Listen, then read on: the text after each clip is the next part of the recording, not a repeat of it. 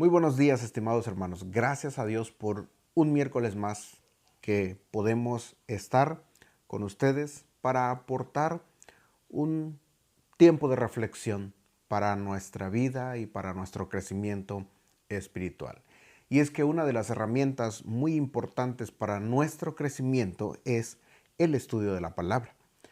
Y es que la Biblia es la revelación final, completa y autoritativa de Dios para el hombre.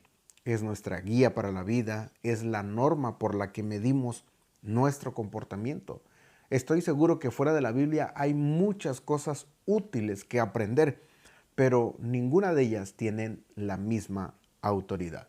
Y es que cuando la Biblia habla, es Dios mismo quien lo hace. Entonces, quiero presentarte algunas razones, algunos motivos por los cuales es importante el estudio de la Biblia. Y en primer lugar, el estudio bíblico es necesario para el crecimiento en la fe. Un ejemplo claro de este principio lo tenemos en Jeremías 15:16. Dice: fueron halladas tus palabras y yo las comí, y tu palabra me fue por gozo y por alegría de mi corazón.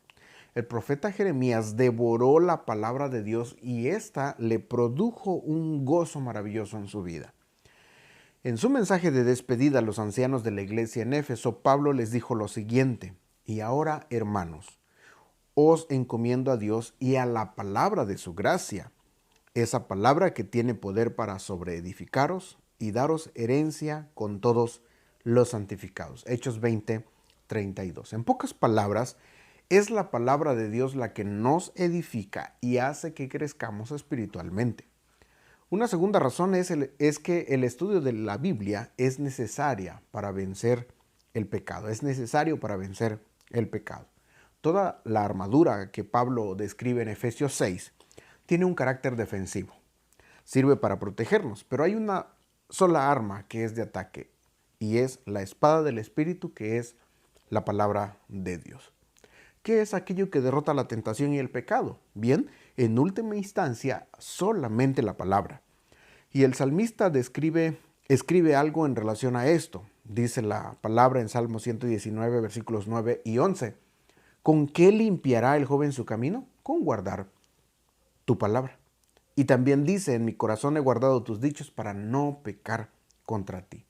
Y el apóstol Juan también describe a los jóvenes como aquellos que han vencido al maligno por medio de la palabra que permanece en ellos. Esto en la primera carta de Juan, capítulo 2, versículo 14. Así que la única manera de estar equipado, preparado para vencer el pecado, es únicamente con la palabra. La siguiente razón del estudio de la Biblia es necesario para un servicio eficaz. El conocimiento a fondo de la Biblia resulta absolutamente esencial para un servicio espiritual adecuado. Las Escrituras nos proporcionan la ayuda y la claridad necesaria para manejar situaciones difíciles en nuestra vida. Nos enseñan cómo realizar la obra del Señor a su manera y no violar principios para el ministerio. En Josué capítulo 1, versículos 8 y 9, vemos cómo Dios preparó a Josué para la formidable tarea que tenía por delante, que era la conquista de la tierra prometida. ¿Cómo tenía que prepararse Josué para esta grande tarea?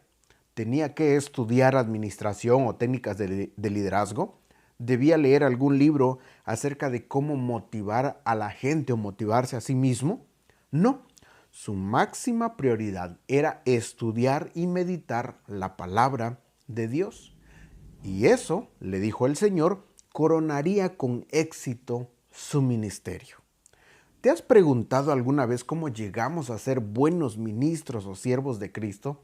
La respuesta es simple: alimentándonos constantemente de la palabra de Dios y de la sana doctrina. Si conocemos las Escrituras, seremos siervos eficaces de Dios. La siguiente razón para el estudio bíblico es porque es necesario para convertirnos en consejeros eficaces. El requisito previo para ayudar a los demás es conocer la palabra de Dios.